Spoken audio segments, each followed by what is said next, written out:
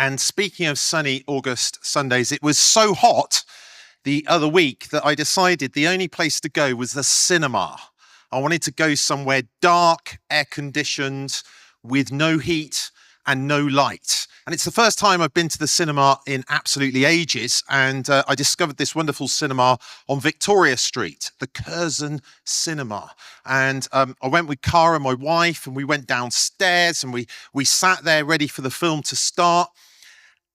And I realized there was no one else there.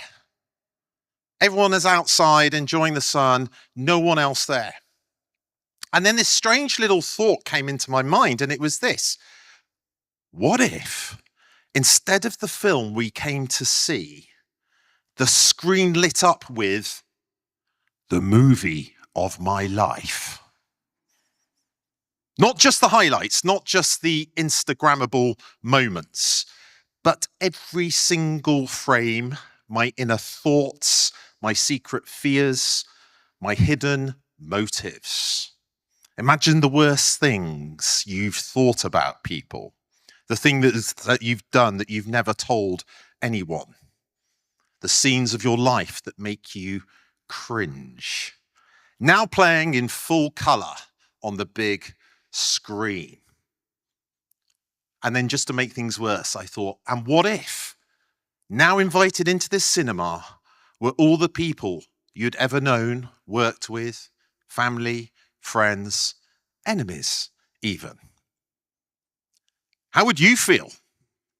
Embarrassment, shame, fear? Maybe, like me, you'd want to crawl out of the cinema before the opening scene even finished. And today, we're continuing a series on the Psalms, and we're looking at Psalm 139. And here is the truth that Psalm 139 confronts us with. It's this. God has already seen the whole film of your life. Every frame, every outtake, every motive. And yet he stays. He doesn't walk out. He doesn't reject you. He knows everything about you and still loves you.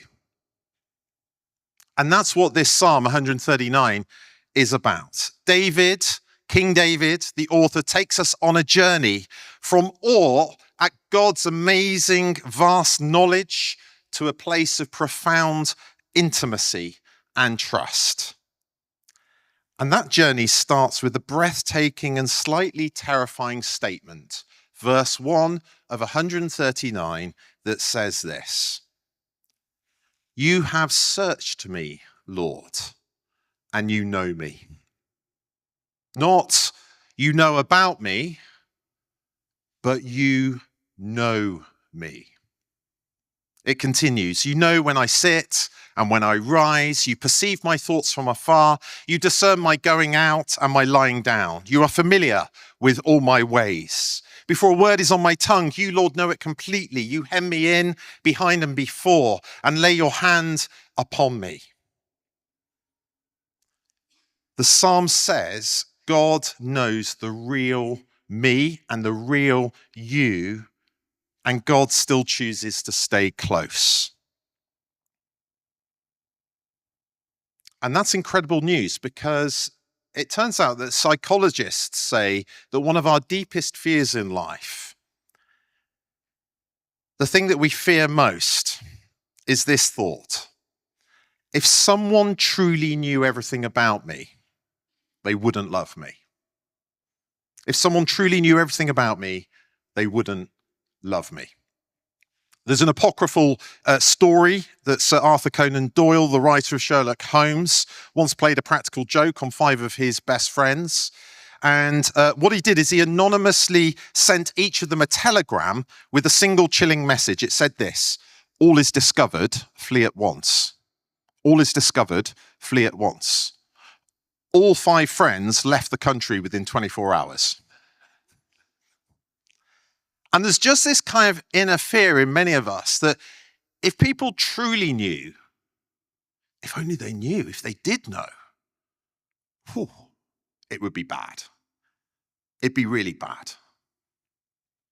And yet here is the truth of the good news of Jesus. And if you're here today and you're like, what is the good news of Jesus? What is it? People go on about it. It's this, that Jesus knows everything about you and loves you anyway. He's the only person who has watched the entire unfiltered film of your life and still says, you are worth dying for. How is that possible? It's because Jesus doesn't just watch the film from a distance. Through the cross, he steps into your story. He takes the shame of your worst scenes, the guilt of your hidden motives, and the penalty for your failures upon himself. He doesn't just tolerate your film, he redeems it. This truth that we're not just known but loved by the one who made us isn't just a nice idea. It has the power to transform absolutely everything. How come? Well, here's the shift. Our culture here in London, in the West, says this: invent yourself. I was on sabbatical recently and had a great break. I thought, when I come back, I've got to look different. So I bought these glasses. I thought, you've got to reinvent yourself, haven't you? You've got to kind of find a way of, this is the new me. Can I just test? Yeah, it's good. Yeah. Culture says invent yourself, reinvent yourself, find your truth, make your meaning, choose your tribe. It's all on you. But Psalm 139 says, no, you're already known, you're already purposed, you're already placed, you're already loved. Being known and loved by God means you don't have to carry the crushing burden of self-invention.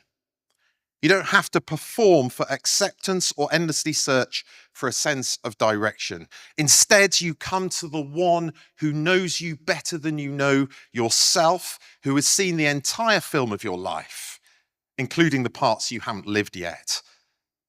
You're to come to him and to ask these questions. Who have you made me to be? What's my identity? What have you placed me here for? What's my purpose? And where have you called me to belong? Who are my tribe? That is the invitation of Psalm 139. So let's start with the most fundamental question he wants to answer for us. And it's to do with your identity. Who are you really? Who are you? Psalm 139 verse 13 says this: for you created my inmost being. You knit me together in my mother's womb. I praise you because I am fearfully and wonderfully made. My frame was not hidden from you when I was made in the secret place, when I was woven together in the depths of the earth. What Psalm 139 tells us is this: you are not your worst moment. You are not your curated persona. You are not your job. You are not your sexuality. You are not your productivity. You are not your political tribe. You are God's handcrafted creation, fearfully and wonderfully made. And so, just whilst we sit where we are, just close your eyes for a moment. I want to just give you a few thoughts based on that truth of Psalm 139.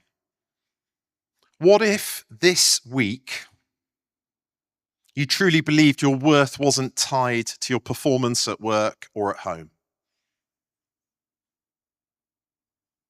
What if this week you looked in the mirror and the first thing you said was, I am God's handcrafted creation.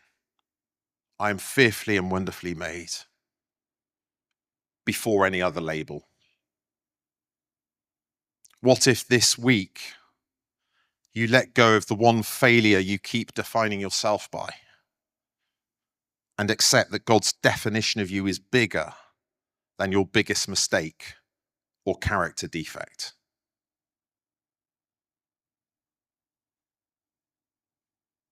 So Psalm 139 tells us our true identity, but not just that, it tells us our true purpose. Verse 16 says this: all the days ordained for me were written in your book before one of them came to be. Now, that's an interesting thought, because what that actually means is that we're not to fabricate the meaning of our lives out of thin air. It means that you don't have to have a 5-year plan to feel secure. It means that your life already has a trajectory, but it's one that God already knows. So it's not about inventing your purpose, it's about discovering your purpose. And for some of us here, maybe there's someone here right now, you do feel purposeless. You're not sure what it's about. Maybe you feel directionless or numb. And maybe the question isn't, what should I do with my life? The question is, God, what have you already written for me to walk in? It's about discovery, not self-definition. So again, just as we sit here and meditate on this psalm, maybe just close your eyes for a moment. What if your main purpose this week isn't to be productive, but to be present with God and the people he's placed around you?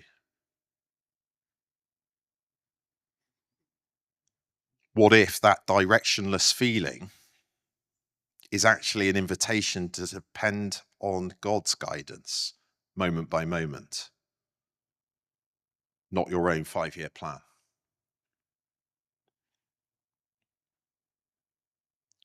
What purpose are you chasing that God never gave you? What purpose might he be whispering that you've ignored or not quite listened to?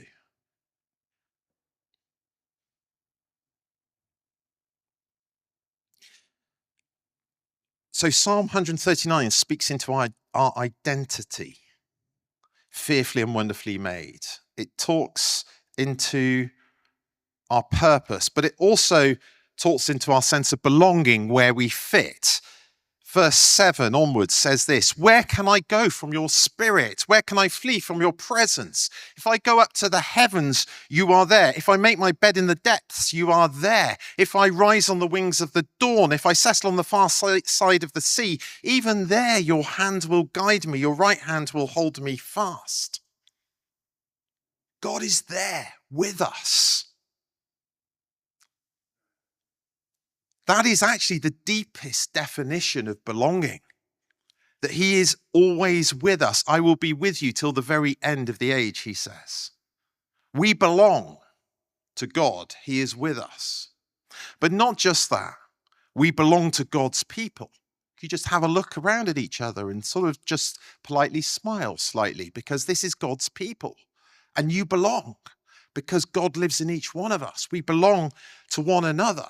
And Psalm 139 shows that we belong to God and to his people. I was just thinking about this. I think there's an invitation there for, given that we do belong, to live up to who we are. We've just been hearing about the big pray. There's an invitation on the 6th of September to join in with one another, to pray together, to do what families do. Families get together for big events. Let's do it. Let's come together. Let's do it.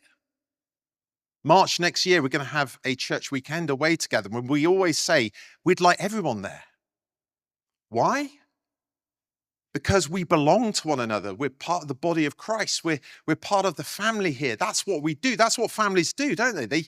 They get together for big events. They come together for birthdays, for weddings. And that's what we're called to do, to come together, because we belong together. So again, let's just close our eyes for a moment and just reflect for a moment. Where have you held back from belonging?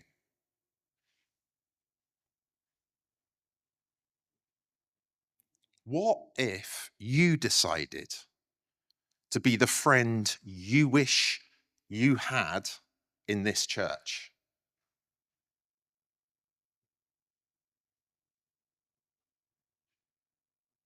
What if You viewed showing up to serve here not as a chore, but as a vital way of being a family member, having fun together even.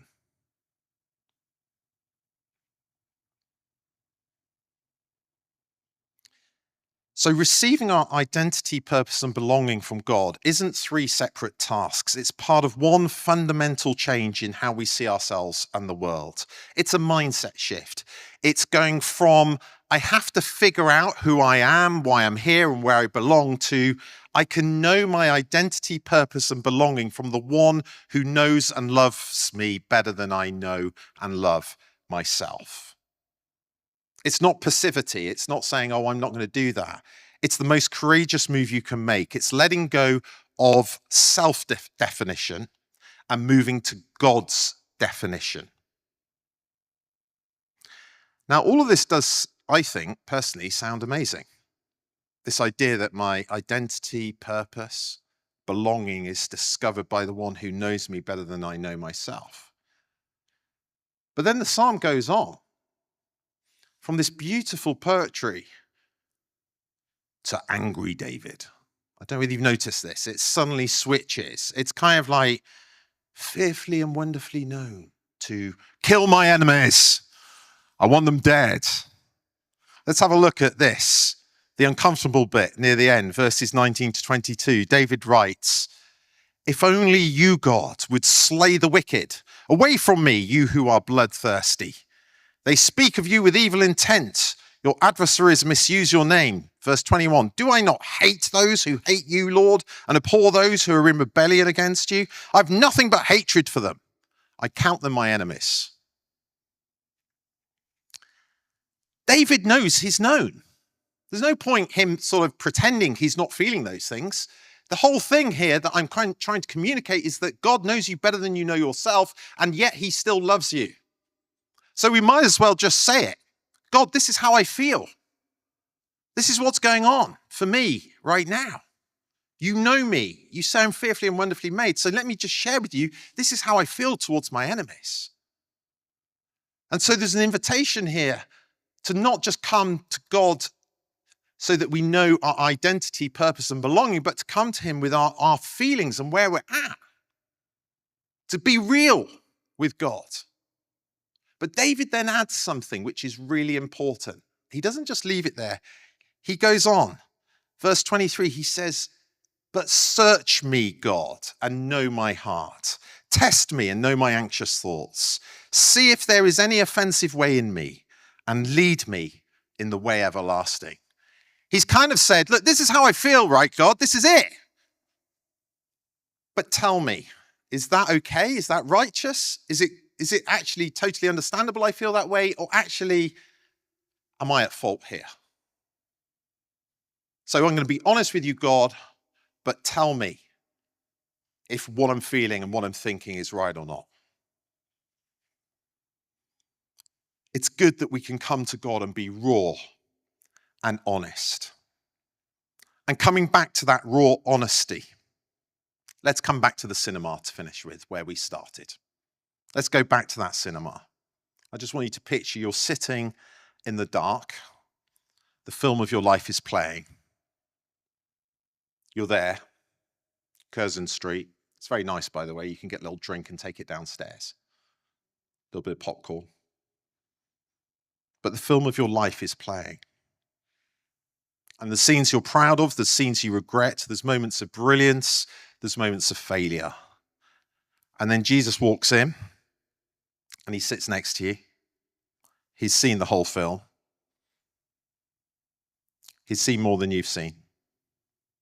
And he leans over and he says, I love you.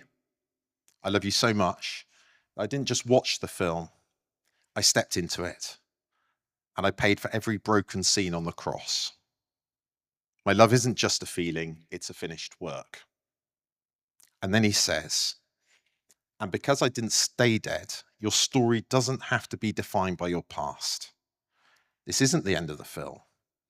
Let's talk about what comes next. And so for the last time, just close your eyes and in the quietness of your heart, can you ask him this question? Lord, since you know me, love me, and have redeemed me, where do you want my story to go next?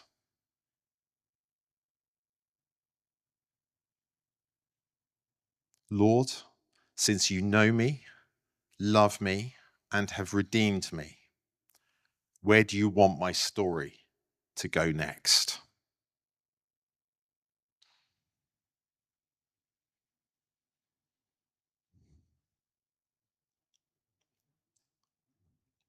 The film of your life is still being written by a God who knows how to make it beautiful. You are fully known and you are deeply loved. The invitation this morning is to come to the one who knows you and loves you. Amen.